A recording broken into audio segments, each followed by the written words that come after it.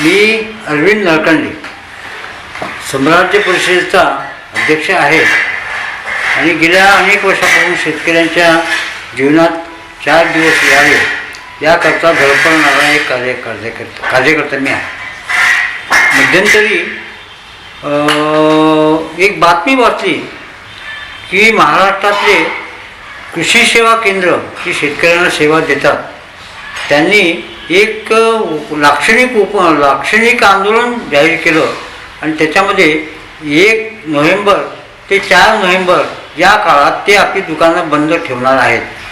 या बंद ठेवण्याच्या या निर्णयामुळं शेतकऱ्यांना जो काही त्रास होईल या सगळ्या काळामध्ये, तर त्या संदर्भात मला ही जेव्हा माहिती मिळाली तेव्हा या आंदोलनकर्त्यांमध्ये जे काही मंडळी आहेत माझ्या संपर्कातली चांगले व्यवसाय करणारी, मग त्याच्यामध्ये या सगळ्या संघटनेचे अध्यक्ष असतील मिलिंद इंगोले, दर्यापूर भागातले एक चांगले व्यवसायी आहेत श्रीकृष्ण काळमेघ, त्यांच्याशी मी चर्चा केली.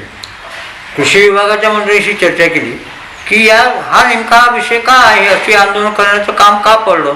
तो विषय समजून घेतल्यानंतर माझ्या असं लक्षात आलं की राज्यामध्ये जेव्हा देवेंद्र फडणवीस यांच्या नेतृत्वातलं महायुती सरकार सत्तेत आलं, त्यांनी या संदर्भातला की शेतकऱ्यांची फसवणूक होऊ नये याकरता काही कायदे केले आणि त्या कायद्यामध्ये निविष्ठामध्ये जे काही चुका होतात कंपनीकडून म्हणा किंवा अजून कोणत्या अन्य याच्याकडून, तर त्याकरता त्याची बियाण्याची दोष असेल तर फक्त बियाण्याचं नुकसान भरपाई नाही, तर ते बियाणं पेरल्यानंतर ते बियाणं जर चुकीचं असेल तर त्याच्यात ते पेरल्यानंतर चांगलं असतं तर त्याच्यातून जे काही त्याला उत्पन्न उत्पादन होणार होतं त्या उत्पादनाच्या किमतीत इतकं त्याला भरपाई मिळावी असा एक कायदा होता आणि तो माझ्या दृष्टीनं पुरेसा होता.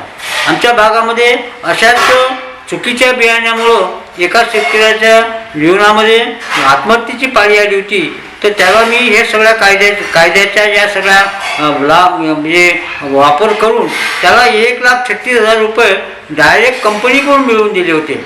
आणि हे सगळं कायदे असताना नवे कायदे करण्याची का गरज भासावी हा माझ्यासमोरचा प्रश्न आहे. तर मी त्या सगळ्या आंदोलनकर्त्या नेत्यांशी बोललो. त्यांनी सांगितले की आमचं हे लाक्षणिक 4 दिवसाचं आंदोलन आहे आणि हे लक्ष वेधण्यासाठी आहे. तर मी त्यांचं अभिनंदन केलं की आपली जी समस्या आहे ती समस्या शासनाच्या कानी जावी याकरता आंदोलन करण्याचा कारण की मी मुळातला आंदोलक आहे आणि कोणालाही आपल्या जीवनात ज्या काही समस्या निर्माण झाल्या त्या समस्येच्या विरुद्ध आंदोलन करण्याचा अधिकार मला मान्य आहे. त्याच्यामुळे त्यांचं अभिनंदन केलं आणि त्यांनी सांगितलं की आमचं हे 4 दिवसाचं आहे, पण जे काही आता अधिवेशन होईल त्या अधिवेशनामध्ये शासनाशी सुद्धा चर्चा सुरू आहे, त्यातून काही चांगला मार्ग निघेल. माझी शासनाला विनंती आहे की चांगल्या पद्धतीने व्यापार करणारे, सुचारू पद्धतीने व्यापार करणारे जी मंडळी आहे त्यांच्या बाजूनं व्यवस्थित चर्चा करून निर्णय घेतला जावा.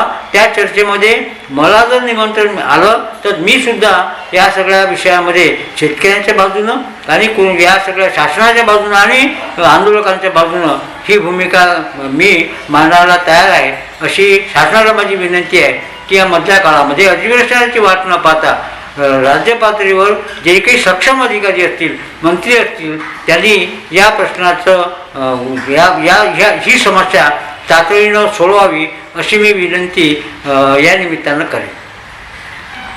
बाबूजी, याच्यामध्ये एक विषय असा येतो की एकीकडे कृषी सेवा केंद्र असे म्हणतात की जर बियाणं उगवलंच नाही तर भरपूर तक्रारी येतील आणि दुसरीकडे बियाण्या कंपन्यांचा असा कल येतो की आम्ही जे गव्हर्नमेंटनं सांगितलेले जे निकष आहे ते निकष पूर्ण करून आम्ही शेतकऱ्यांपर्यंत तो पोचवतो, मग आम्ही रिस्पॉन्सिबल कसं राहणार. तर अशा परिस्थितीत हा कायदा काय करू शकतो. अगदी बरोबर आहे. आणि तो जो कायदा होता तो तसाच त्याच दृष्टीने होता की एखाद्याचं शेतकऱ्याचं बियाणं निघालं नाही तर मग त्याची पद्धती अशी होती की त्या शेतकऱ्यांनी पहिल्यांदा आपल्या कृषी केंद्राकडे तक्रार करायची की तुम्ही दिलेलं बियाणं निघालं नाही. मग कृषी केंद्र तक्रार आणि ती कृषी केंद्राकडे गेलेली तक्रार त्याच्याकडून जे काही डॉक्युमेंट आहेत ते घेऊन कृषी विभागाला द्यायची. कृषी विभाग कृषी विद्यापीठाकडे जायचं. कृषी विद्यापीठाचे तज्ज्ञ येऊन नेमकं हे जे बियाणं आहे हे बियाणं का निघालं नाही याच्या कारणांचा शोध घेऊन नेमकं त्याचं कारण जर अन्य कारण असतील म्हणजे बियाणं दळपलं असेल, पेरण्यानंतर 8-10 दिवस पाणी आलं नसेल तर त्याचं कारण ते समजून सांगायचे आणि त्या पद्धतीने रिपोर्ट द्यायचे. पण बियाण्यामध्ये दोष असल्यामुळं ते निघालं नाही हे जर त्यांची विद्यापीठाच्या तज्ज्ञांची खात्री पटली तर तसा रिपोर्ट ते कृषी विभागाला द्यायचे आणि कृषी विभाग त्यावरची कारवाई करून त्याप्रमाणे त्या शेतकऱ्याला कृषी आयुक्ताकडून त्या कंपनीकडून त्याला भरपाई त्या उत्पादनाची म्हणजे जितकं उत्पादन झालं असतं समजा 1,36,000 जसं मी सांगितलं की ते 1,36,000 रुपये त्या शेतकऱ्याच्या दारी जाऊन माझ्या प्रयत्नाने एका शेतकऱ्याला मी मिळवून दिले होते. हा झाला बियाण्याचा.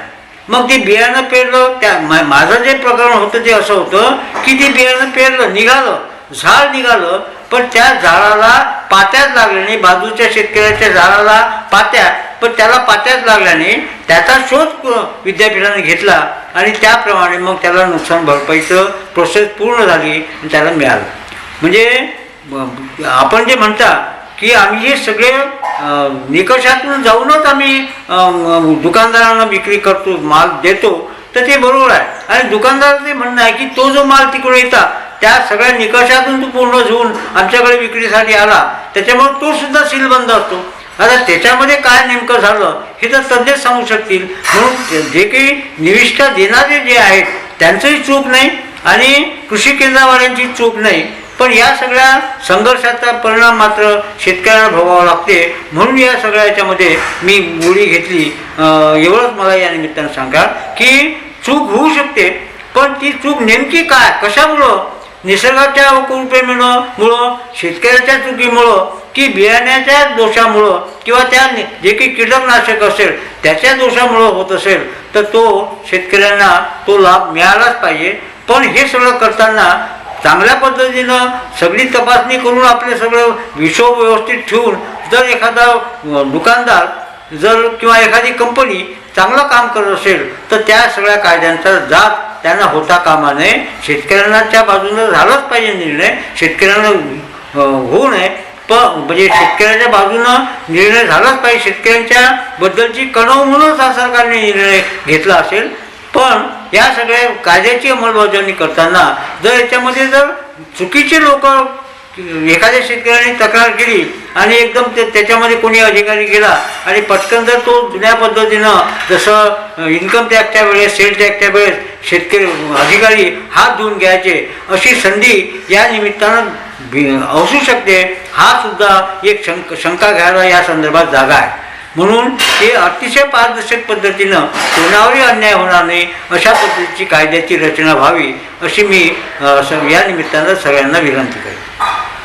त्यामध्ये जे 5 कायदे आहे का 5 कायद्यामध्ये एक शेवटचा जो कायदा आहे तो झोपडपट्टी गुंड यांच्यासाठी लागू असलेला कायदा असतो ज्याच्यामध्ये शिक्षेची प्रावधान आहे त्याचबरोबर त्याच्यामध्ये दंडाचे पण प्रावधान आहे. जर आता विचार केला तर कंपनी ही उत्पादक आहे. मध्यस्थ म्हणून फक्त कृषी केंद्र कंपनीकडून आलेला माल स्वतःजवळ ठेवणार आणि तो शेतकऱ्याला देणार. यामध्ये दुसरी पार्श्वभूमी कृषी केंद्राची नाही. आणि जर अशी काही तक्रार झाली तर गुंड प्रवृत्तीला जी शिक्षा देण्यात येतो त्या शिक्षेमध्ये कृषी केंद्र ही गोवल्या जाणार. हे कितपत योग्य या कायद्यामध्ये होऊ शकते? बरोबर आहे. एकदम काही त्या पद्धतीनं किंवा यांना सगळ्यांना गुंड समजून या संदर्भातले कायदे होणं गरजेचं नाही आहे. म्हणजे ही सगळी समस्या म्हणजे या सगळ्या कायद्याच्या जो काही कायदा येतो आहे त्या संदर्भातलं सगळं हे जी कृषी केंद्राची जी संघटना आहे त्यांचं सगळं ऐकलं जाईल आणि शेतकरी सरकारसुद्धा काही यांना काहीतरी गुंडाच्या लाईनमध्ये ठेवणार नाही याचा मला पूर्ण विश्वास मी तुम्हाला सरकारचा एक समर्थक या नात्याने देईल की ह्या ज्या सगळ्या गोष्टी आहेत त्या समजून घेतील आणि चांगल्या कायद्याची निर्मिती होईल जी सगळ्यांकरता हिताची असेल.